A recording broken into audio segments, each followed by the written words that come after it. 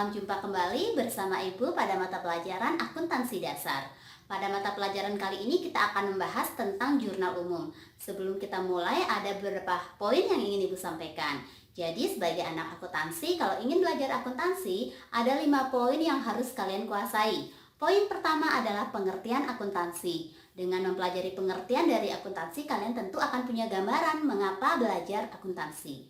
Poin yang kedua adalah persamaan dasar akuntansi. Persamaan dasar akuntansi seperti apa? Tentu ini sudah kita pelajari. Jadi harus tahu mengapa rumus persamaan dasar itu bisa muncul dan seperti apa rumusnya. Kemudian poin yang ketiga adalah siklus akuntansi. Di siklus akuntansi ini kalian akan mengetahui bagaimana proses pencatatan dalam akuntansi. Mau tidak mau kita bergelut di bidang akuntansi, kita harus tahu apa saja sih yang akan kita lakukan. Terus habis bikin misalkan jurnal, apa sih langkah berikutnya?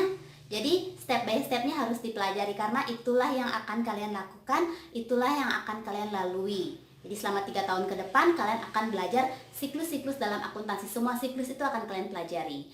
Poin yang keempat adalah akun. Nah, kalian sudah belajar persamaan dasar akuntansi. Tentu rumus persamaan dasar akuntansi itu nggak muncul begitu saja.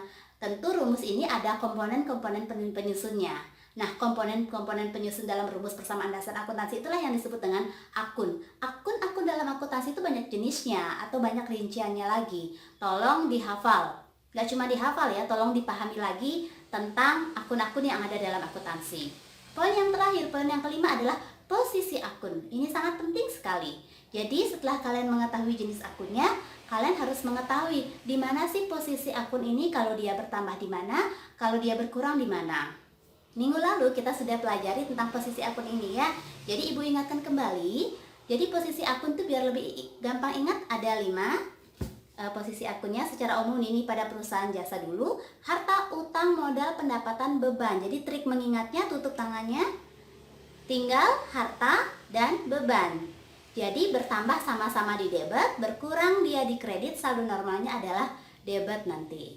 Harta, beban ya. Jadi harta ini punya rinciannya lagi, dipelajari lagi. Beban ada rinciannya juga. Kemudian yang ini utang, modal, pendapatan. Bertambah dia di kredit, berkurang dia di debit, saldo normalnya adalah kredit. Ya, jadi sama kayak tadi utang, pendapatan, utang, modal, pendapatan. Ya, jadi punya rinciannya juga.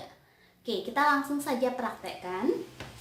Ini Ibu ambilkan soalnya dari buku paket halaman 89. Bisa diambil dulu buku paketnya, dipersiapkan dulu buku paketnya. Kita langsung mengenal jurnal umum. Kita praktek jurnal umum ya. Bisa dilihat dulu tabel dari jurnal umum. Di atas dimulai harus wajib ya. Ini wajib, ada ini kepala istilahnya. Ada nama perusahaannya. Di sini ada Indojaya. Kemudian judul tabelnya ini adalah jurnal umum. Jadi siklus pertama dalam akuntansi itu adalah proses pencatatan. Proses pencatatan ini terjadi pada jurnal umum. Kembali lagi, kepala, nama perusahaan, jurnal umum, kemudian periodenya, kapan transaksi itu terjadi. Kemudian yang di sini ada tanggal terjadinya transaksi. Keterangan, kolom keterangan ini akan kalian isi dengan akun yang di debit dengan akun yang di kredit, apa saja. Ref atau kepanjangan dari referensi. Referensi ini baru kalian isi kalau transaksi ini sudah diposting atau dimasukkan ke buku besar. Jadi bisa Ibu katakan langkah setelah menyusun jurnal umum adalah membuat buku besar. Yang kolom berikutnya adalah kolom debit dan kolom kredit. Pastikan ukuran kolom debit dan kolom kreditnya ini sama ya. Baik, kita mulai lagi transaksinya. Jadi di tanggal 2 April, Angga Wicaksana memulai usaha dengan menginvestasikan uang tunai. Dalam akuntansi, uang tunai itu dikenal dengan istilah kas. Jadi kas perusahaan akan bertambah, kemudian diinvestasikan pula peralatan, kas perusahaan bertambah, peralatan perusahaan juga akan bertambah. Nah, bertambahnya itu sebagai modal. Jadi kalau di jurnal akan tampak seperti berikut. Kas termasuk golongan harta bertambah di sebelah debit. Peralatan termasuk golongan harta juga, harta bertambah di sebelah debit kembali. Kemudian modal bertambah di sebelah kredit. Nah, penulisan debit dan kreditnya tolong diperhatikan. Debit ditulis di kiri, nempel di garisnya. Kreditnya ditulis agak menjorok ke kanan, ya, biar bisa membedakan mana debit mana kredit. Kemudian kolom ref kita masih kosongkan dulu. Nah, kolom ref ini baru diisi kalau kita sudah posting. Kemudian kolom debit diisi nominalnya masing-masing, di total debitnya, kemudian kreditnya jadinya 115. Pastikan selalu nominal di kolom debit harus balance dengan nominal yang ada di kolom kredit. Kita lanjut transaksi berikutnya di tanggal 3 sekarang. Oh iya, tadi setiap ada transaksinya diisi keterangan di bawahnya, ya. Keterangan ini ya menjelaskan transaksi apa yang terjadi. Di sini keterangannya adalah setoran modal awal Angga. Kita lanjut di tanggal 3 April dibayar sewa bangunan kepada Doni Himawan untuk 2 tahun, dicatat. Nah, sudah ada keterangan di sana dicatat sebagai sewa dibayar di muka. Jadi perusahaan punya sewa dibayar di muka. Sewa dibayar di muka tuh istilahnya kayak DP, ya. Jadi perusahaan membayar sewa bangunannya duluan. Nah, ini untuk 2 tahun. Sewa dibayar di muka termasuk golongan harta. Ya, sewa dibayar muka termasuk golongan harta. Harta perusahaan bertambah di debit lagi. Jadi ini sewa dibayar di muka debit. Nah, bayarnya pakai uang tunai dong. Uang tunai kembali adalah kas. Kas masuk golongan harta. Hartanya jadinya berkurang karena kita buat bayar. Kasnya berkurang. Kas berkurang atau harta berkurang itu posisinya di sebelah kredit. Sejajar ya, kreditnya nih kas. Nominalnya diisi keterangannya adalah pembayaran sewa untuk 2 tahun. Boleh disingkat? Nominalnya diisi kembali 36 juta, debit 36 juta pula yang di kredit.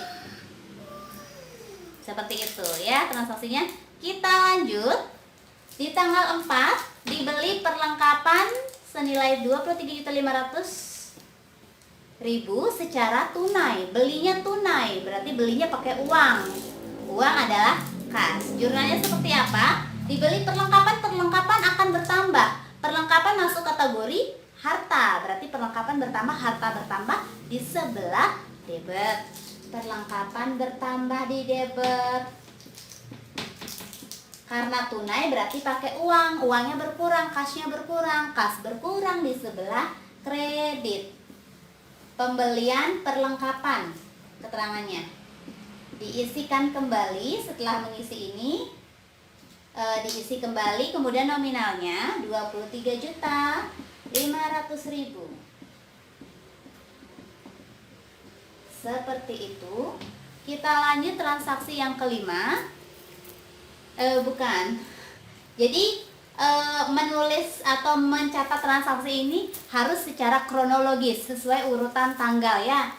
2, 3, 4. Nah, tanggal berikutnya adalah tanggal 7. Tanggal 7 diterima faktur dari CV Permata Semesta atas pembelian peralatan senilai 45 juta.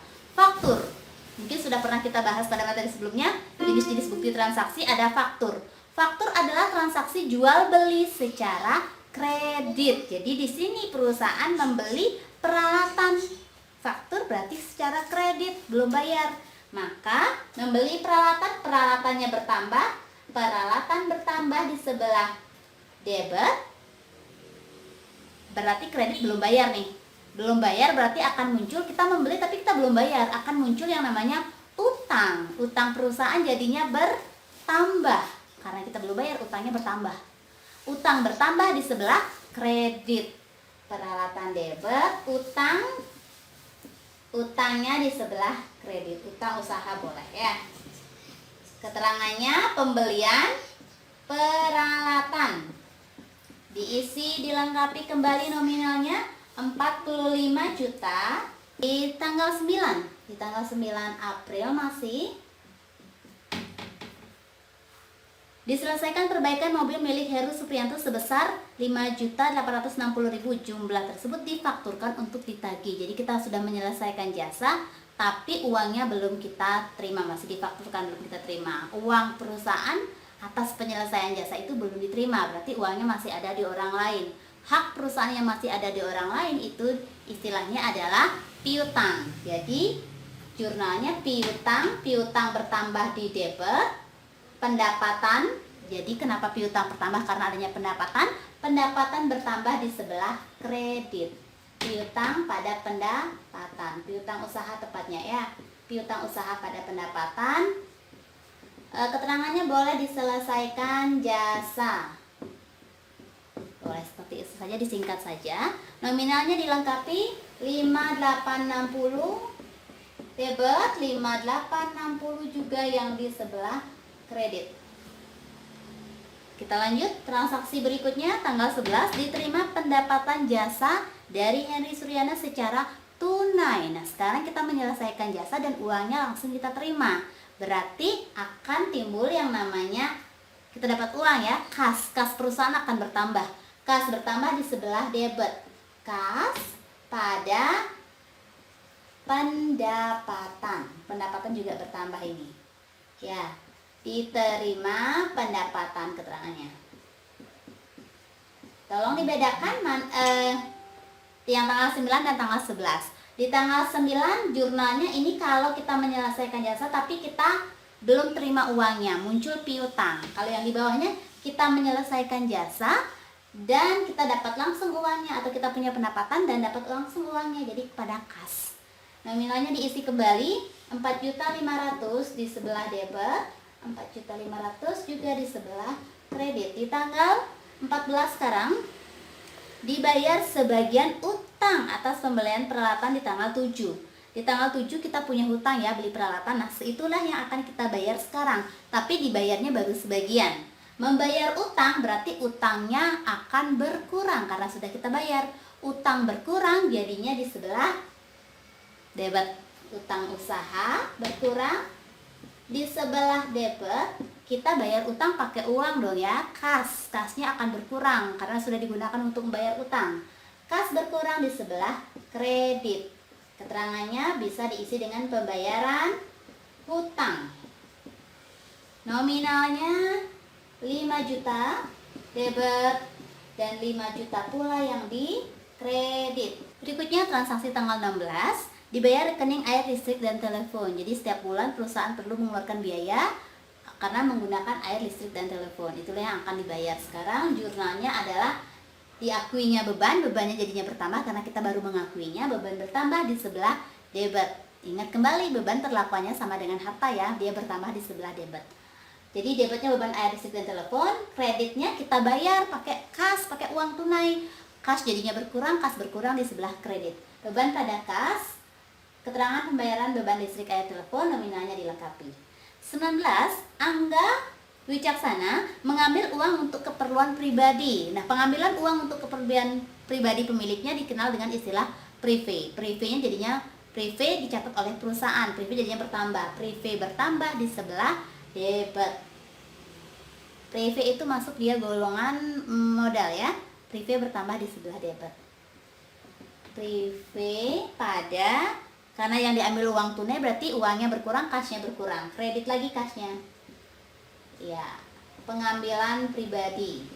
Pengambilan untuk keperluan pribadi. Pribadi boleh keterangan.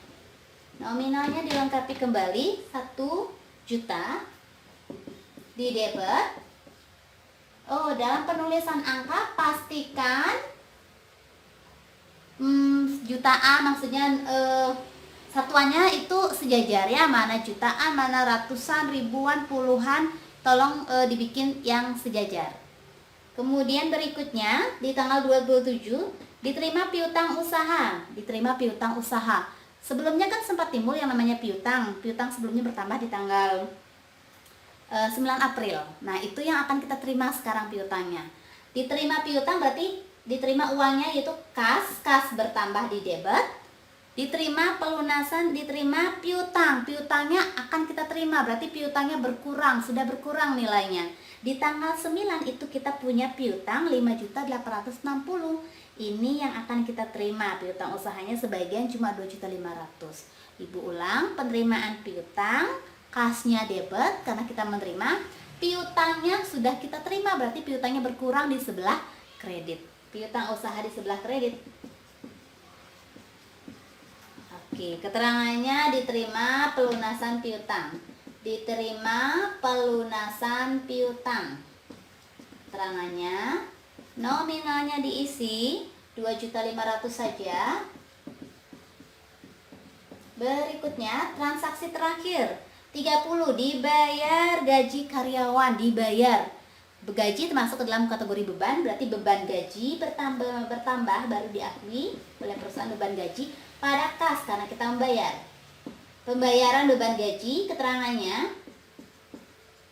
Kemudian diisi nominal. Setelah dilengkapi semua nominalnya, setelah semua transaksi dicatat, langkah terakhir adalah melakukan total.